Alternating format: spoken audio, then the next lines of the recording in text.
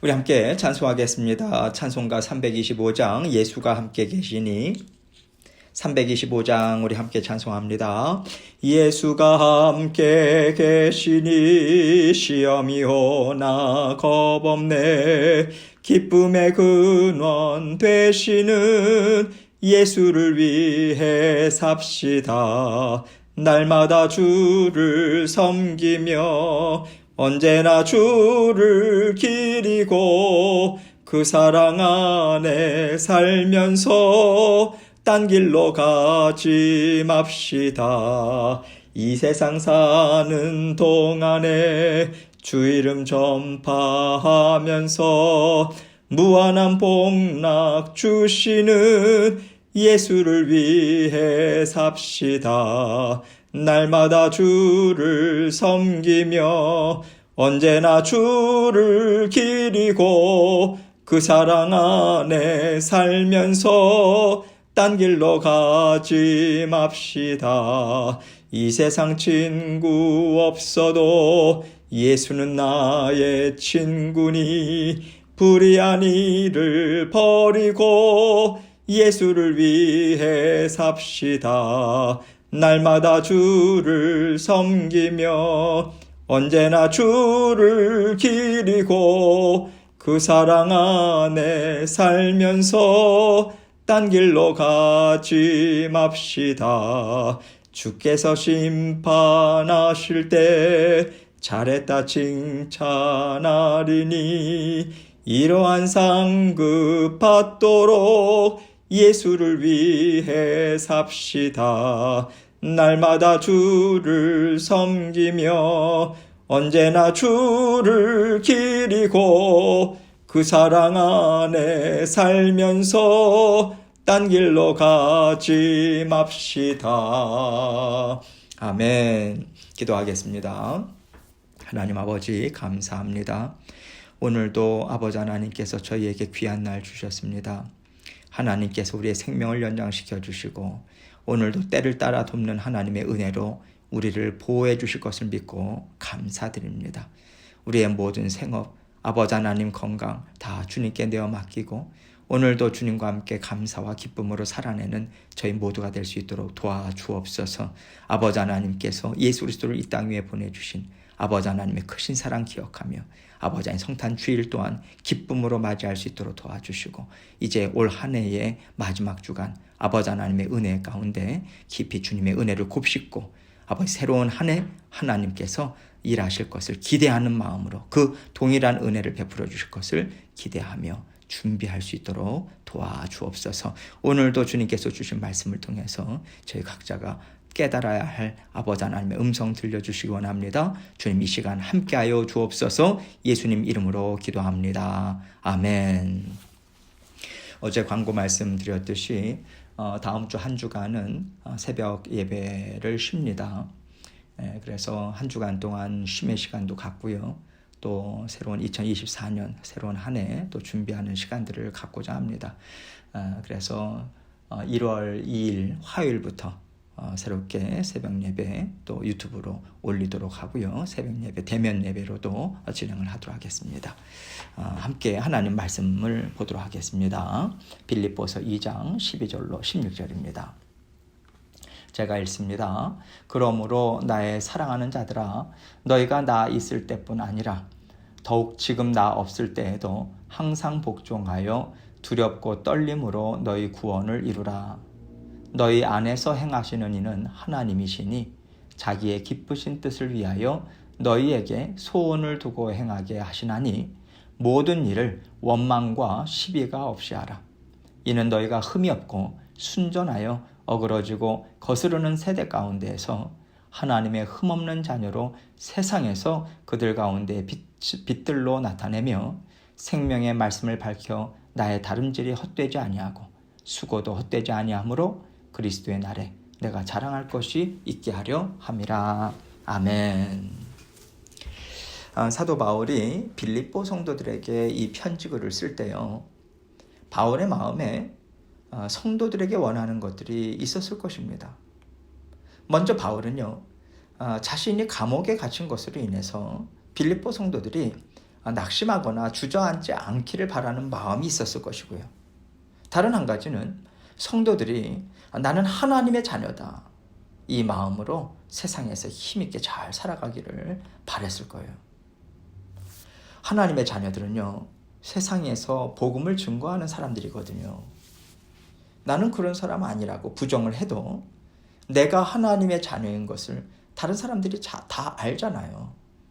그러면 내가 하는 말, 내가 하는 행동, 살아가는 삶의 모습을 사람들이 보면서요, 하나님을 믿는 사람들은 저렇게 사는구나. 하나님을 믿는 사람들은 말을 저렇게 하는구나. 이렇게 생각하지 않겠어요? 그래서 내가 인정하지 않고 원하지 않아도 우리는 언제나 세상에서 복음을 드러내고 증거하는 사람인 거죠. 바울은 이것을 염두에 두고 빌립보 성도들에게 이 얘기를 하는 거예요. 너희는 하나님이 어떤 분인지를 보여주는 사람들이야. 이거 잊지 말고 내 인생이 중요하지 내가 지금 하나님 생각하게 됐나, 이 마음 가지면 안 돼. 이 심정으로 지금 말씀을 전해주고 있는 거예요. 또 오늘 말씀에도 나오지만요, 바울의 개인적인 소원도 있습니다. 예수 그리스도의 복음이 자신을 통해서 전해졌을 때요, 헛되지 않고 풍성한 열매를 맺어서 하나님 앞에 정말 기쁨으로 그 열매들을 보여드리고 싶다. 하나님이 제 인생 가운데서 이런 은혜를 베풀어 주셔서 저는 너무 감사합니다. 이렇게 기뻐하면서 하나님께 감사를 올려드리고 싶은 개인적인 바람도 있었어요. 오늘 말씀을 보면요, 이런 바울의 심정이 읽혀집니다. 이 바울의 진정 어린 마음을 생각하면서 오늘 말씀을 나에게 주시는 말씀으로 그렇게 우리가 받으면 좋을 것 같습니다. 12절입니다. 그러므로 나의 사랑하는 자들아, 너희가 나 있을 때뿐 아니라 지금 나 없을 때에도 항상 복종하여 두렵고 떨림으로 너희 구원을 이루라. 빌립보 성도들을요, 나의 사랑하는 자들아 이렇게 부르고 있어요. 얼마나 그들을 사랑하는지 아마 그들이 불 속에 있어도 또 물 속에 있어도 뛰어들어갈 사람은 바울일 겁니다. 내가 너희를 정말 사랑해. 바울은 이 얘기를 지금 하고 있는 거죠. 이런 뜨거운 심정으로 바울이 하는 말이 무엇이냐면, 너희가 나 있을 때뿐 아니라 더욱 지금 나 없을 때에도 항상 복종하여 두렵고 떨림으로 너희 구원을 이루라, 이 얘기를 하는 거죠. 내가 너희를 얼마나 사랑하고 아끼는지, 지금도 너희를 위해서 얼마나 간구하고 있는지 너희는 잘 알고 있잖아. 그렇다면 나를 사랑하는 마음으로 내가 없을 때 더 힘을 내서 하나님의 충성된 일꾼들로, 자녀들로 살아가라, 이런 의미로 지금 얘기하고 있는 거죠. 바울은요, 성도들을 향한 자신의 애틋한 사랑을 나타내는 것으로 끝나지 않는 거예요. 지금 빌립보 성도들이 걱정하고 염려하는 것은요, 먼저 사도 바울을 사랑하는 마음이 있기 때문 아닙니까? 뿐만 아니라 하나님 나라에 대해서도 걱정하고 염려하고 있거든요. 그래서 바울은요, 너희가 나를 정말 사랑한다면 이렇게 살아주면 좋겠다라고 먼저 얘기한 다음에 하나님 나라를 위해서는 항상 복종하여 두렵고 떨림으로 너희 구원을 이루어 나가라, 이 권면하고 있는 거예요. 하나님이 너희와 함께하고 계셔. 그렇기 때문에 너희는 나를 의지하고 내가 너희와 함께하면서 가르친 말을 따라가는 그 자리에만 머물러 있지 말아야 돼, 이 얘기하고 있는 거예요. 너희는 하나님의 사람이고 너희는 예수 그리스도의 제자야. 그렇다면 항상 하나님의 신실하신 약속의 말씀을 믿고 순종하는 그 믿음의 생활을 줄기차게 이루어 나가야 된다, 이 얘기를 하고 있는 거죠. 하나님의 자녀로서 하나님만을 의지하고 가장 귀한 예수 그리스도를 경외하면서 섬겨라, 이 말하는 것입니다. 먼저 구원을 주신 분이 하나님이시잖아요. 예수 그리스도시잖아요. 하나님과 예수 그리스도에 대한 사랑과 존경심이 있을 때 복종과 순종함으로 우리 예수님과 하나님을 따라갈 수 있는 것 아니겠습니까? 구원을 이루어가는 삶은요, 하나님을 사랑하고 경외하고 귀하게 여기는 마음에서부터 시작되기 때문에 바울은 이렇게 구원의 삶을 살아가라고 지금 권면하고 있는 것입니다. 13절로 14절입니다. 너희 안에서 행하시는 이는 하나님이시니 자기의 기쁘신 뜻을 위하여 너희에게 소원을 두고 행하게 하시나니 모든 일을 원망과 시비가 없이 하라. 너희 안에서 행하시는 이는 하나님이시니. 여러분과 저는요, 하나님과 함께 사는 사람이 되었어요.